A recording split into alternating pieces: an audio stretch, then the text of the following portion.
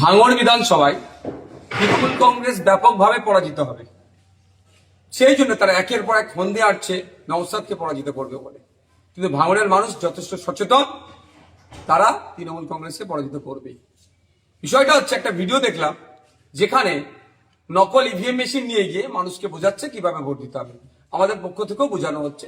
তৃণমূল কংগ্রেস বোঝাতে গিয়ে শেষে একজন সহজ সরল একজন মহিলাকে বোঝাচ্ছে যে তুমি এখানে ভোট দিচ্ছ, কোথায় ভোট দিচ্ছ না দিচ্ছ লাইনে সিরিয়াল অনুযায়ী আমরা বুঝতে পেরে যাব।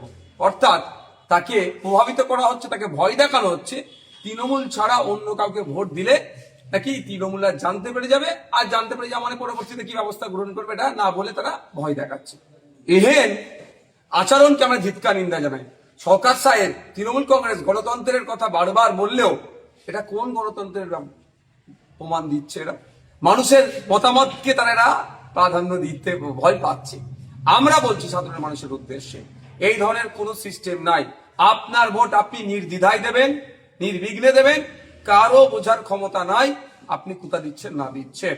এবং ভয় দেখানো হচ্ছিল সিসিটিভি নাকি ক্যামেরায় সব দেখা যাবে, এগুলো সমস্ত মিথ্যা কথা, মিথ্যাচার। আপনাকে ভয় দেখিয়ে প্রভাবিত করে আপনার ভোট লুটতে চাইছে। অ্যাকচুয়ালি এদের লক্ষ্য হচ্ছে ভাঙড়ে এয়ারপোর্ট করা, সেক্টর 6, 7, 8 তৈরি করা, ভাঙড়কে উচ্ছেদ করা। এদের লক্ষ্য এখানে ইন্ডাস্ট্রি বানানো, প্রমোটিং করা, এখানে আমোদ প্রমোদের জায়গা করবে, এই সমস্ত যেখানে যা আছে এগুলো সব দখল নেবে। এই লক্ষ্যে তারা আমাকে হারানোর চেষ্টা করছে। ভাঙড়ের মানুষকে বলবো নির্বিঘ্নে আপনারা ভোট দেবেন, অনুরোধ করবে এটাই।